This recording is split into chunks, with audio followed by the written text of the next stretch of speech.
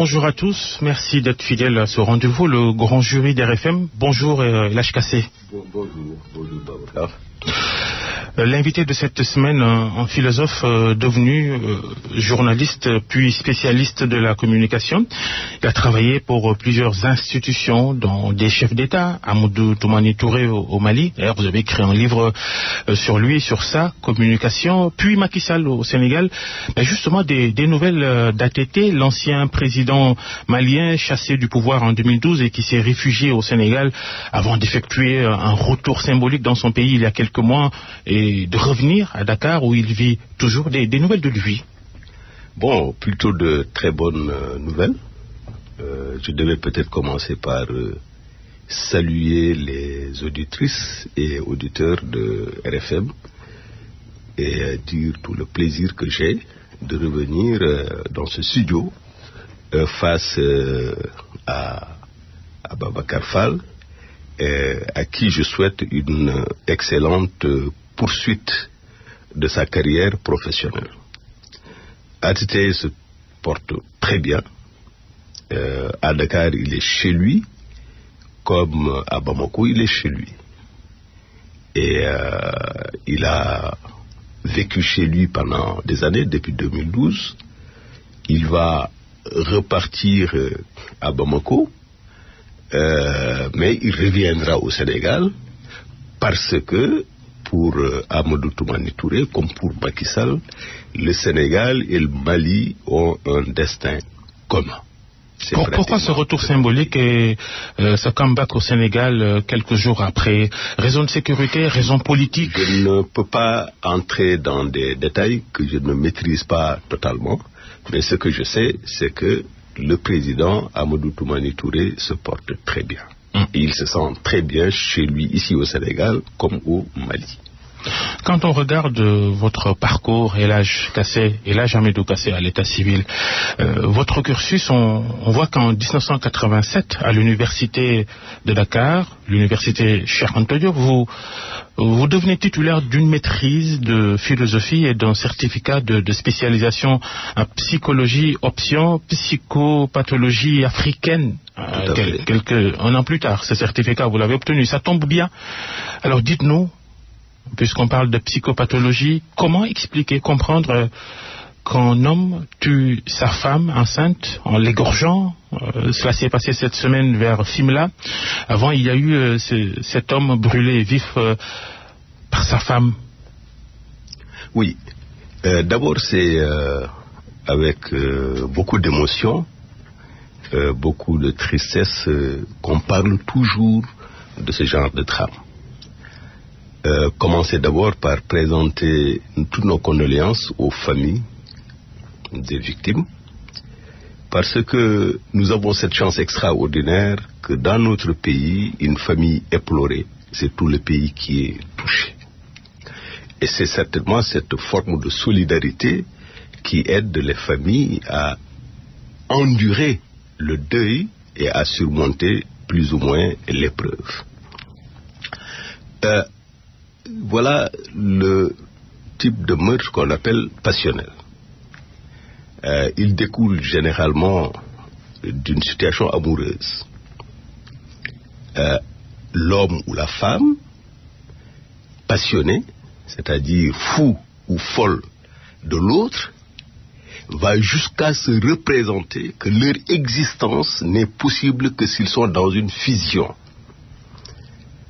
dans une sorte de un au sens philosophique du terme. Ils conçoivent l'amour non pas comme la scène du deux, l'un et l'autre, mais comme une seule personne. Je suis tellement épris de vous que je ne le pense et je ne le vis que sous le mode de la fusion et de l'un. C'est une anomalie ou c'est normal? C'est une représentation de l'amour en réalité.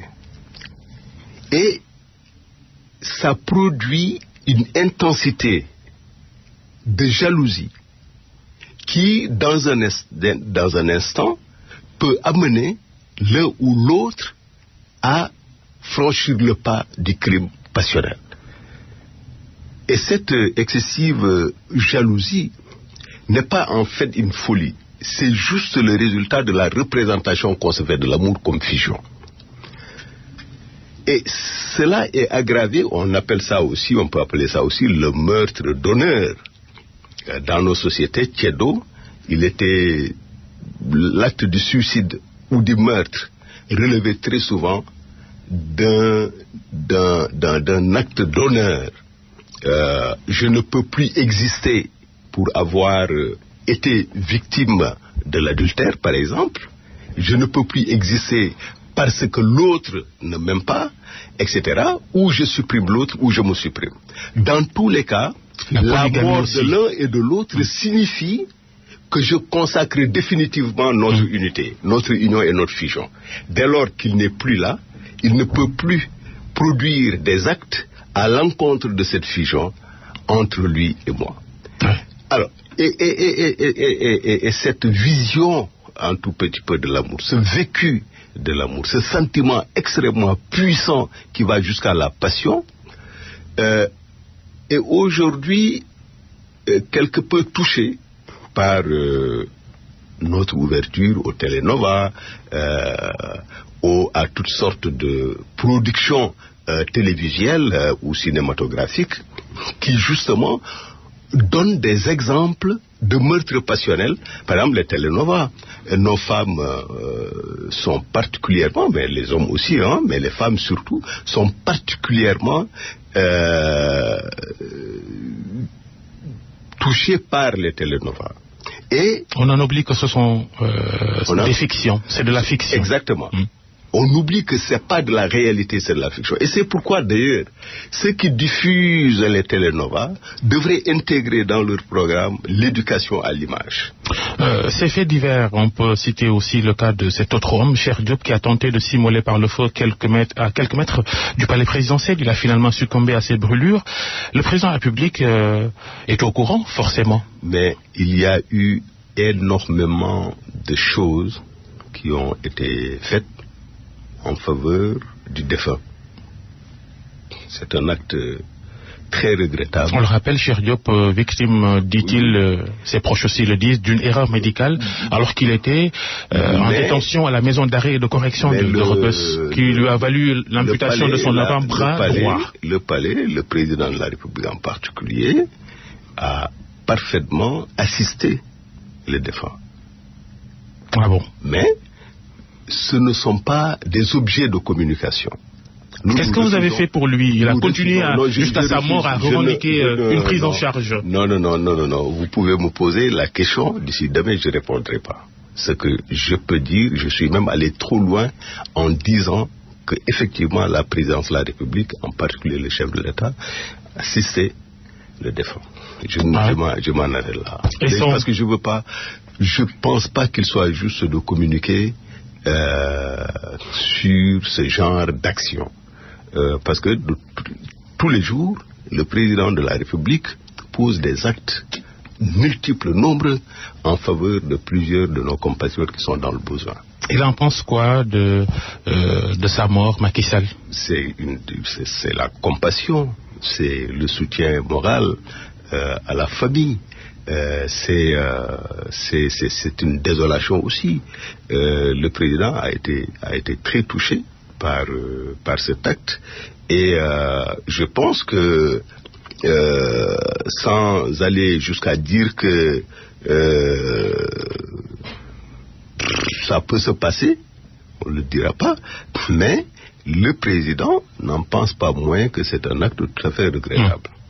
Macky Sall, avec qui vous travaillez depuis son élection il y a près de 7 ans, d'abord en tant que patron du pôle communication de la présidence de la République, ensuite vous devenez ministre chargé de la communication de la présidence, et cette semaine, à El-Hadj Kassé, il y a eu cette interview que Macky Sall a donnée à la chaîne de télévision France 24, interview qui a provoqué une grosse polémique. Le président Sall qui... Ah bon? Oui, on va pas faire la fine bouche. Le président Sall qui, pour la première fois, se prononce en long sur les procès de Khalifa Sall et de Karim Wade. D'abord, cette question, c'était prévu qu'il en parle dans cet entretien? Non, vous savez, un entretien, vous pouvez avoir un cadre un protocole d'entretien, mais le protocole d'entretien définit les grandes lignes de l'entretien. Et dans le processus de l'interview, il peut y avoir des questions tout à fait imprévues, et cette question n'était pas prévue, mais le président était tout à fait à l'aise pour répondre. Il a répondu de façon sereine, de façon courtoise, mais ferme. Vous savez, Babacar, nous avons un État au Sénégal, c'est incontestable. Nous avons une justice au Sénégal, c'est incontestable. Et le président a montré que, comme toute justice à travers le monde, comme tout système judiciaire, le nôtre est perfectible, mais il repose sur des fondamentaux robustes qui découlent simplement de notre vieille expérience d'État, d'institution, n'est-ce pas, basée sur la règle du droit. Ce qui se passe, c'est ceci. Quand en Occident, des hommes politiques, des femmes politiques, sont interpellés par la justice en pleine campagne électorale, alors qu'ils avaient toutes les chances de remporter l'élection, s'ils sont interpellés, c'est tout à fait normal, c'est la bonne gouvernance. Chez nous, quand un homme politique ou une femme politique est interpellé, on parle de règlement de compte. D'abord, c'est irrespectueux. Ensuite, c'est totalement faux. Nous avons opté résolument pour l'état de droit. Nous avons opté résolument pour la bonne gouvernance. Nous avons opté résolument pour la lutte contre la corruption et la délinquance. Est-ce qu'il n'y a pas des indicateurs qui permettent à ceux qui dénoncent la manipulation de la justice, entre guillemets, je cite les personnes qui le disent, des indicateurs, j'en parlais, le président de la République qui signifie à Karim Wade, par exemple, Karim Wade, le fils d'Abdoulaye Wade, ancien chef d'État, condamné à 6 ans de prison ferme pour enrichissement illicite, plus 138 milliards de francs CFA d'amende. Macky Sall dit que s'il rentre, il retourne en prison s'il ne paie pas les amendes. Non, attendez. Qu'il rentre ou qu'il ne rentre pas, le président de la République, en tant que clé de voûte des institutions, est obligé de veiller sur l'application de la loi. Donc ça ne dépend pas que le monsieur dont vous parlez rentre ou ne rentre pas au Sénégal. La vérité, c'est que il a été condamné et à un moment, il a été gracié. Mais justement, il a été gracié. Macky Sall avait gracié Karim Wade qui a quitté le Sénégal le soir même de sa libération pour aller s'installer au Qatar. Oui. Quelques heures avant, des dignitaires de l'État qatari auraient rencontré le président Macky Sall. C'était ça le deal, je le libère, mais il ne reste pas au Sénégal. Non. Vous n'avez jamais entendu le président dire qu'il ne reste pas au Sénégal ou qu'il reste au Sénégal. Qu'est-ce qu'il s'est dit, Macky Sall, avec ces responsables du Qatar qui l'ont rencontré quelques heures avant la grâce qu'il signe pour Karim Wade? Je n'étais pas à cette audience-là. Et si j'y étais aussi, je ne vous dirais pas.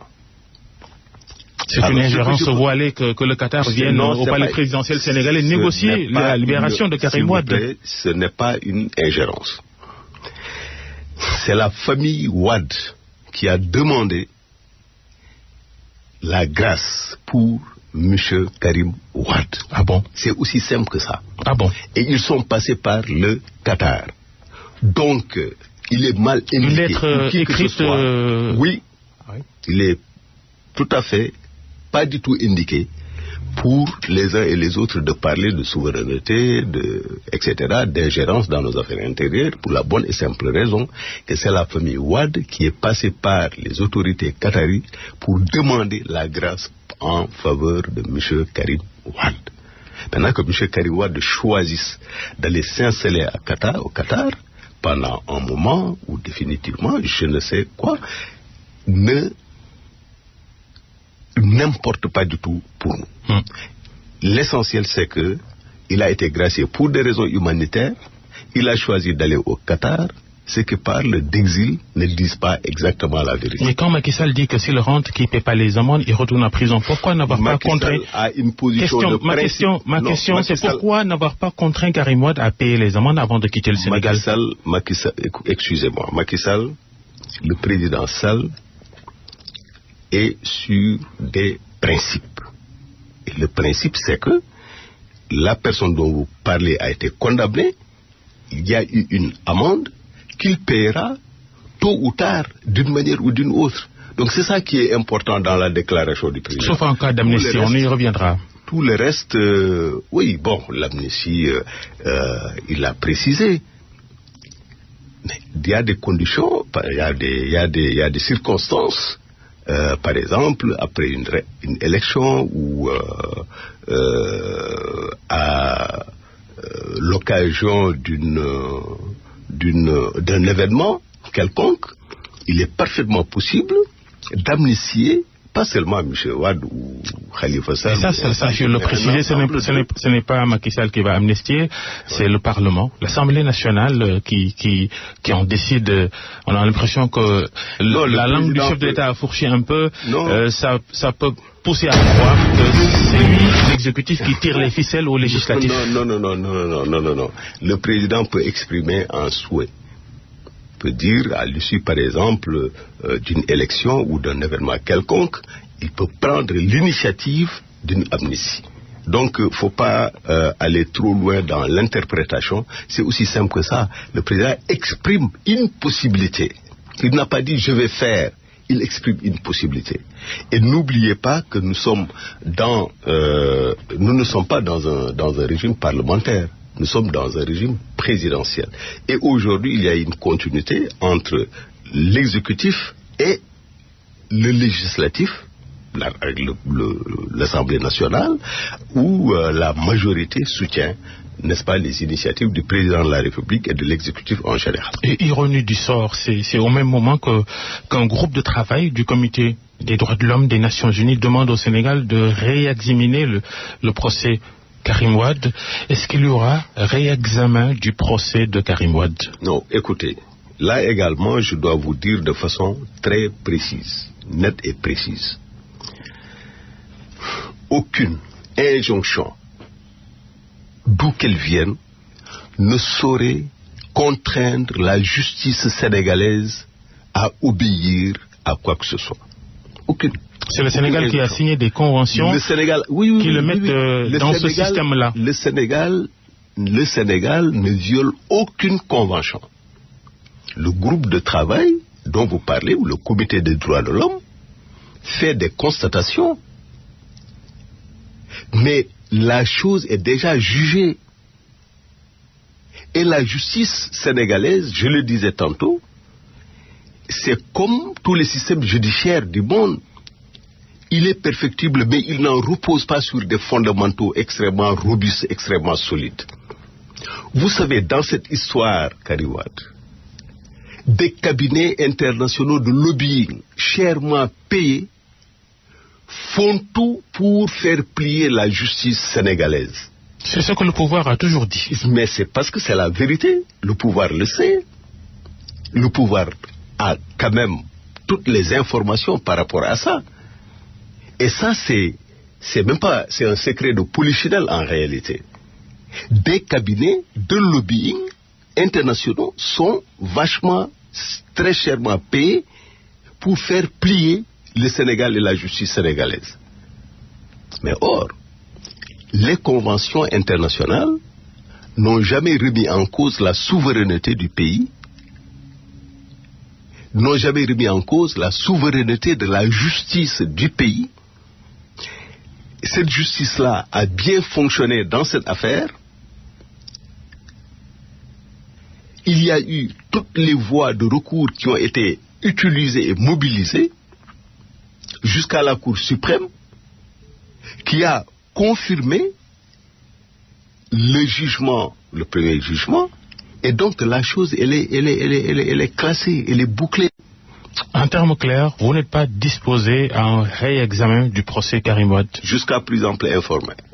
Vous ne le ferez pas? Jusqu'à plus ample informé. Le président Sall, il ne le fera pas? On peut tenir compte de ce que le comité des droits de l'homme a dit, on peut tenir compte également de ce que des magistrats sénégalais ont dit, parce que le président Sall n'a jamais été fermé ou alors rétif à quelque recommandation que ce soit. Mais il réagit en homme d'État. Il ne plie pas, il ne cède pas sous la pression. Il y a des recommandations, que ce soit du comité des droits de l'homme, que ce soit des magistrats sénégalais, dont la compétence est reconnue à travers le monde. Parce que c'est quand même ici qu'on a jugé un ancien président de la République. Hissène Habré du Tchad. Oui, c'est ici. Et ce sont des magistrats sénégalais. Mais l'isolement politique de Karim Wade et de Khalifa Sall n'est-il pas flagrant? L'isolement par Macky Sall, parce que lui-même, sur la question, dans cette même interview au sujet d'une amnistie qui pourrait être accordée à Khalifa Sall et Karim Wade, deux adversaires pour lui, il dit, si j'obtiens un deuxième mandat, on pourra y réfléchir. Non. Il dit, en cas de deuxième mandat, si je suis réélu, on pourrait peut-être essayer de réécrire, tourner la page. Il a dit précisément que c'est dans l'ordre du possible. Ah oui, c'est ce que j'ai dit aussi. En général, oui, il a dit que c'est dans l'ordre du possible. Il a dit en général, après une élection, généralement, pour des besoins d'unité ou de consensus, etc., il peut y avoir des actes comme l'amnistie. C'est tout. Mais c'est ce qu'il a dit. Excusez-moi, c'est ce qu'il a dit maintenant. Mais El-Hadj Kassé, pour une paix sociale et politique, on n'a pas besoin d'attendre une élection, une réélection. Pourquoi pas le faire tout de suite et maintenant? Vous savez, moi, je suis certes conseiller du président de la République, mais je ne suis pas le décideur. Je ne peux pas être forcément dans l'agenda du président de la République en tant que président de la République. Donc je ne saurais aller plus loin dans cette affaire. Maintenant, adversaire politique. Je pense que tous les Sénégalais peuvent témoigner sur le fait que depuis 2012 jusqu'à aujourd'hui, la majorité au pouvoir a systématiquement gagné les élections de façon nette et précise. Jusqu'à la dernière législative, si vous additionnez les voix des gens dont vous parlez, je ne parle pas de Karim Wade, parce qu'il n'a jamais participé à une élection de façon autonome. Il a participé, il a été candidat à la mairie de Dakar, il n'était pas capable de gagner au point dans son propre centre de vote et dans son propre bureau de vote. Mais si vous vous référez à la dernière élection législative, aux dernières élections législatives, vous combinez les voix de M. Karim Wade, du PDS, les voix de Khalifa Sall, les voix du PUR, c'est les trois qui ont dépassé le cap du 1%. Mais vous additionnez tout ça, il y a un écart de plus de 552 000 voix en faveur de la majorité. Les voix du PDS. La vérité d'hier n'est pas forcément celle d'aujourd'hui et de demain. Mais je sais, ça vous m'apprenez rien. La vérité de tout de suite, au moment où nous sommes en train de parler, n'est pas forcément la vérité dans une minute. Donc c'est le flux, c'est le changement permanent. Mais en matière politique, il y a des tendances lourdes. Il y a des tendances lourdes. Et il y a maintenant des facteurs qui peuvent perturber ou accentuer ces tendances lourdes. Pour le moment, les tendances lourdes sont plus ou moins stables. Et le rapport de force est exactement le même qu'au lendemain des élections législatives. Ceci dit, si vous comptabilisez aujourd'hui, l'opposition, elle représente à peine 35%. Justement, vous semblez minimiser justement cette opposition parce que vous dites qu'il n'y aura pas Karim Wade, qu'il n'y aura pas Khalifa Sall à la présidentielle. Le reste compte pour du beurre. Ce n'est pas dangereux un peu comme appréhension. Pas du tout. Quand vous allez à une élection, vous devez respecter tout le monde. Le président de la République a un respect, d'abord politiquement, Ils pensent que quand on va vers un combat, il faut prendre au sérieux ses adversaires ou son adversaire. Donc politiquement. Par ailleurs, l'opposition sénégalaise, ce sont des Sénégalais. Et il a un respect scrupuleux de tout ce qui est sénégalais, de n'importe quel citoyen, a fortiori des dirigeants de l'opposition. Ceci dit, on va aller au combat avec toute la fermeté requise pour gagner. Si tu penses aller au combat dans le doute, mais vaut mieux ne pas y aller. Et nous allons vers le combat pour gagner. Nous mettons toutes les chances de notre côté pour gagner, quel que soit l'adversaire. Donc c'est pas minimiser, c'est évaluer le rapport de force. Et aujourd'hui, le rapport de force, depuis 2012, en passant par l'élection présidentielle, les locales de 2014, le référendum de 2016, les législatives de 2017, confirment de façon nette et précise la suprématie de la coalition Benno Bokk Yakaar, qui est aujourd'hui renforcée par le ralliement autour du président de nouvelles coalitions, peut-être que Yessal, celle de la coalition... Qui ne pèse pas plus que cette opposition dont vous dites que ces voix cumulées sont vraiment loin des résultats du camp du pouvoir. Excusez-moi, mais pour autant, évaluer ne veut pas dire sous-estimer. Moi, j'évalue. J'évalue à la lumière des critères objectifs, c'est-à-dire les résultats des différents scrutins depuis 2012 jusqu'à aujourd'hui. Quand vous mettez en place vos stratégies, l'HKC, vous faites focus sur les hommes politiques classiques, Idrissa Seck, Malick Gakou, Pape Diop, etc. Ou c'est tout le monde. Le phénomène Sonko, par exemple, Ousmane Sonko, est-ce que c'est un sujet que vous traitez dans vos schémas et stratégies? Vous savez, en matière de stratégie électorale, on a des cartographies. Cartographie des acteurs. La cartographie des initiatives de ces acteurs-là. On a une étude critique des discours des uns et des autres, des positions des uns et des autres. C'est sur cette base que vous pouvez élaborer votre stratégie.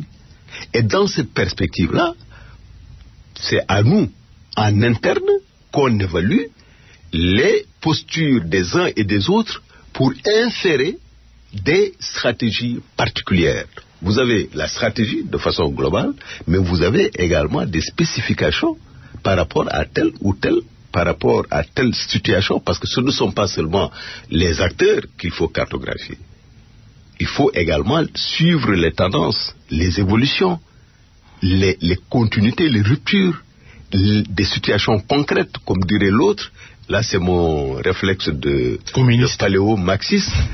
Analyse concrète de la situation concrète. Donc, on n'est pas figé. On n'est pas figé.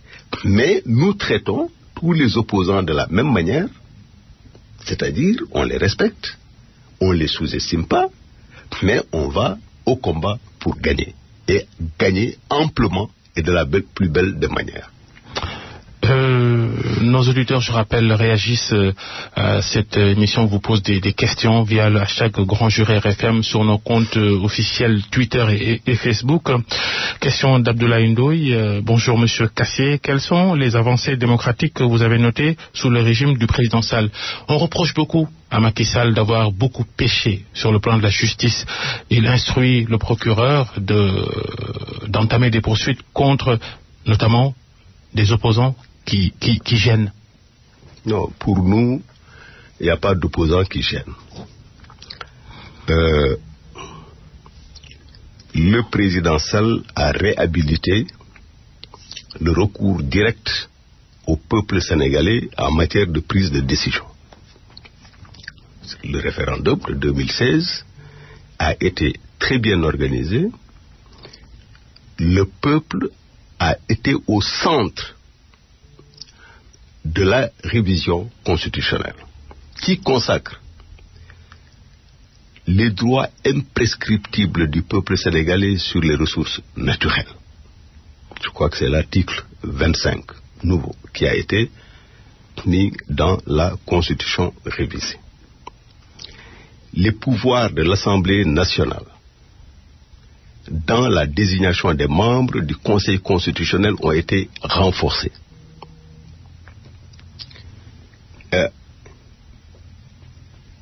Cette nouvelle Constitution consacre également le statut de l'opposition et du chef de l'opposition. Cette Constitution révisée a verrouillé tout ce qui concerne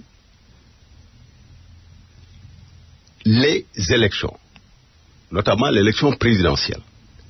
Vous savez, entre 2011 et 2012, il y a eu plusieurs morts dans ce pays. Pourquoi? Parce que simplement l'ancien président de la République a voulu faire du forcing pour participer aux élections alors qu'il n'en avait pas le droit. Et ça a entraîné des tragédies et des drames dans notre pays. Alors, pour évacuer toute possibilité d'interprétation et faire en sorte que ce genre de situation ne se répète pas, le président a proposé le verrouillage d'un certain nombre de dispositions qui préservent notre pays de toutes sortes de dérives. 1. Le mandat présidentiel. Un président exerce 2 mandats maxi et il ne peut plus se représenter. C'est une disposition verrouillée. Deuxièmement, la durée du mandat est de 5 ans. Cette disposition, elle est verrouillée. Troisièmement, on est dans un scrutin à 2 tours. Cette disposition, elle est verrouillée. Donc la durée du mandat, le nombre de mandats, le mode de scrutin, ça a été verrouillé, c'est pas susceptible de révision. Mais ça, c'est une avancée démocratique extraordinaire. Sur le plan de la justice, ce cordon ombilical entre la magistrature et la présidence de la République via le Conseil supérieur de la magistrature, Macky Sall avait montré des dispositions de se retirer de cette instance. C'est toujours d'actualité ou c'était pour calmer le jeu parce que le débat avait fait fureur à l'époque? D'abord, c'est pas un système inventé par le président Macky Sall. Il l'a trouvé ici. Premièrement. Deuxièmement, le président Macky Sall n'a jamais considéré la question de du Conseil supérieur de la magistrature comme une question taboue. Il a clairement dit qu'il peut aller beaucoup plus loin et il est dans cet état d'esprit. Toujours. Parce que le président Sall est un réformateur dans tous les secteurs. Soit l'enseignement, l'éducation, l'emploi, l'administration, le foncier, les institutions, c'est un réformateur. Et c'est pourquoi il est tout à fait disposé à réexaminer aussi bien la composition du Conseil supérieur de la magistrature que son fonctionnement. Et donc pour lui, il n'y a pas de tabou. Il est toujours dans un état d'esprit fait d'ouverture, n'est-ce pas, et de flexibilité, de souplesse, qui peut le conduire effectivement à se retirer et à retirer le ministre de la Justice du Conseil supérieur de la magistrature. Le président Sall qui a engagé le Sénégal, on en vient aux questions économiques, les difficultés financières de l'État, on en a beaucoup parlé cette semaine. Macky Sall qui engage le Sénégal dans beaucoup de chantiers et des décisions apparemment qui portent préjudice aux finances publiques. On indexe beaucoup les mesures populistes du gouvernement, exemple la subvention sur les carburants, ces nombreux chantiers engagés par Macky Sall, forcément ont perturbé les équilibres dans les finances publiques. En réalité, on reproche au président de travailler. On ne travaille pas n'importe quoi non plus. Non, il travaille de façon méthodique parce que il travaille dans le cadre du plan Sénégal émergent, qui est un plan décliné en des plans d'action prioritaires. Vous savez, dans sa pensée comme dans sa pratique, le président Sall pense que la politique, c'est d'abord apporter des solutions aux problèmes des citoyens. Et dans cette perspective, il est tout à fait indiqué, considérant le niveau de revenus dans notre pays, non pas de bloquer les prix, mais de faire à l'État un maximum d'efforts pour que les ménages les plus démunis, ou en tout cas qui ont des revenus plutôt moins, ne souffrent pas de l'inflation. Tout le monde est au courant, tout le monde sait. Parlons de l'exemple des carburants. Que le pétrole, oui, le prix du baril, a aujourd'hui augmenté de façon conséquente, disons. Alors, de deux choses l'une. Ou bien, on augmente les prix à la pompe, on augmente les prix de l'électricité. Au cas échéant, vous et moi, en tant que classe moyenne, payons le prix fort. Jusqu'à 900 francs peut-être le litre.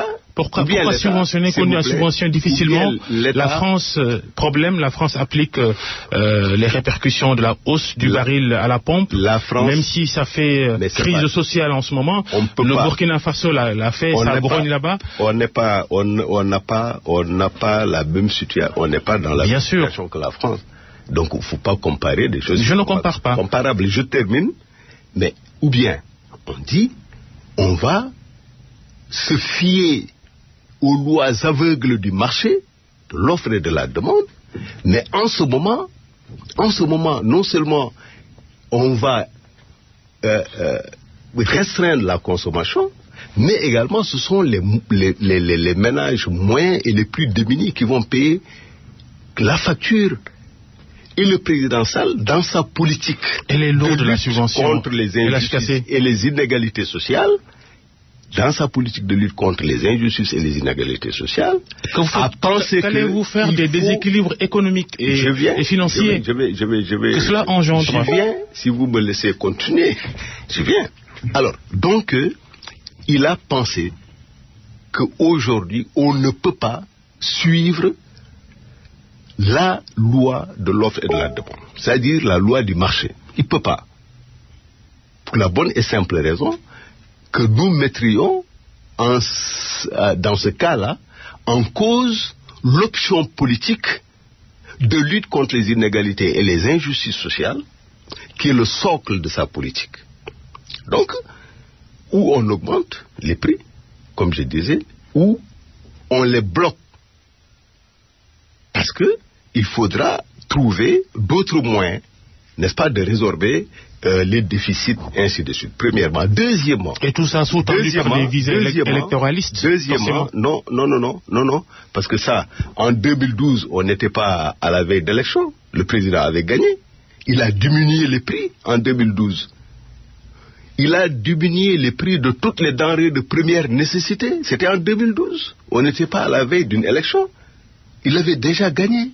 Donc il pouvait dire, comme la prochaine élection, c'est dans 7 ans ou dans 5 ans, je peux augmenter les prix. Il disait 5 ans à l'époque, les choses ont tellement évolué après. Je peux augmenter les prix. Mais il ne l'a pas fait, parce que c'était une option.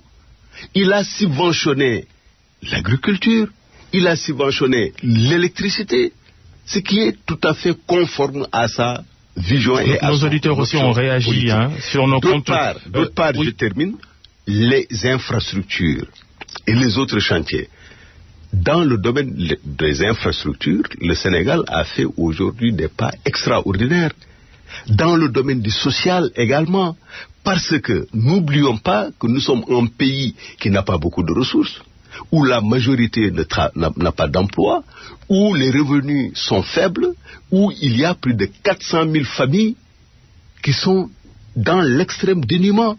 Et il faut comprendre la politique du président qui consiste justement à atténuer les disparités, à réduire les disparités. Et c'est pourquoi il a fait la CMI, la couverture maladie universelle, il a accordé des bourses de sécurité familiale à plus de 400 000 ménages, etc., etc. Et donc ça obéit à une logique politique qu'il faut, à mon avis, saluer. Mamadou Noble Ndiaye, un auditeur qui réagit sur la subvention des prix du carburant à la pompe, a déjà répondu à sa question, mais il y a également, LHKC, ces politiques sociales, justement, bourse de sécurité familiale. Il y a même cette décision d'orienter 40 000 bacheliers chaque année dans des instituts privés parce qu'il n'y a pas de place dans les universités publiques. On en connaît les conséquences. Non, je vais vous poser la question. Finalement, le président, il s'engage dans des politiques et dans des stratégies qui finalement coûtent cher à tout le monde. C'était pas peut-être forcément de bonnes idées de le faire. Vous disiez que l'État développe une politique sociale en faveur des Sénégalais et vous en tirez la conclusion que c'est cher pour tout le monde. Ça n'a pas de sens. C'est-à-dire que les engagements du président de la République dans le social doivent plutôt être salués. Mais si on veut être rationnel, mettre 20 milliards en moyenne par an à orienter des étudiants dans les instituts privés, alors qu'on a entamé des chantiers de nouvelles universités, le Sine Saloum, l'Université du Sénégal oriental, est-ce que cet argent-là ne pouvait pas servir justement à achever ces chantiers-là et même créer d'autres universités? Non, mais vous ne pouvez pas dire on va sacrifier des générations d'étudiants pour terminer des chantiers. Ça n'a pas de sens. Ça n'a pas de sens. Et si vous pensez que l'éducation des enfants sénégalais coûte cher, eh bien, comme dirait l'autre, essayez l'ignorance. Nous sommes dans un monde en mutation.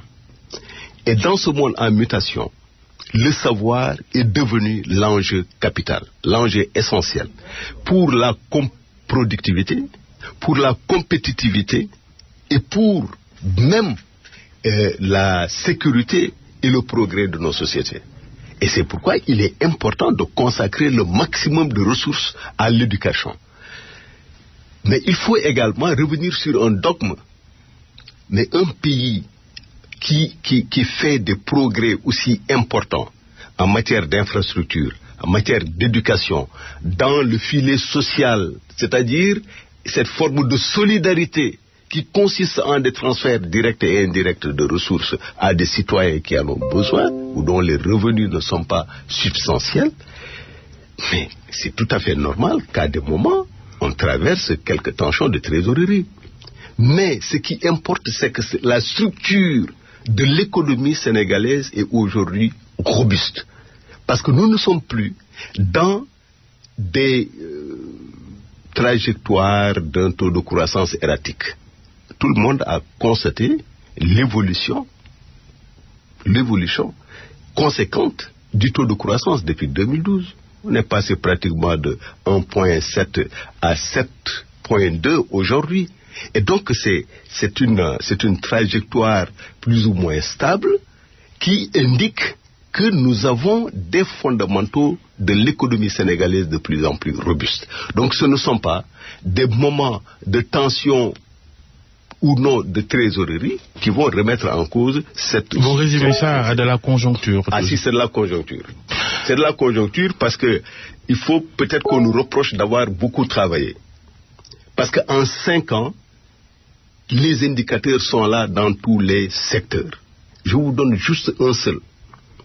Vous étiez là en 2011, notamment en juin 2011, le 27 juin 2011. Vous étiez là. Les émeutes de l'électricité. C'était les émeutes de l'électricité. Des Sénégalais sont morts au front dans ces émeutes-là, comme à Podor, à Dakar, et ainsi de suite. Aujourd'hui, c'est une question dépassée. En moins de 5 ans, en moins de 6 ans plutôt. En 2012 jusqu'à 2012, on était à 500 mégas. Là, vous nous amenez à parler de Sénélec, justement. Non, pour stabiliser l'électricité. Aujourd'hui, ma question, pour stabiliser l'électricité, l'État s'engage, demande à la SAR, la Société africaine de raffinage, de fournir du fuel à Sénélec.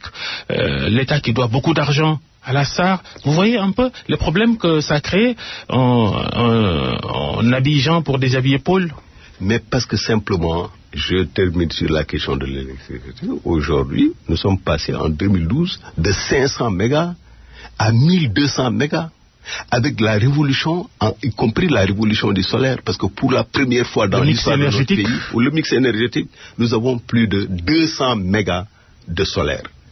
Sans compter la centrale éolienne de Taïba Ndiaye qui va injecter dans le circuit 150 mégas. Alors, c'est tout à fait normal que l'État s'endette, mais qu'il s'endette de façon utile, parce que ce n'est pas la dette qui importe.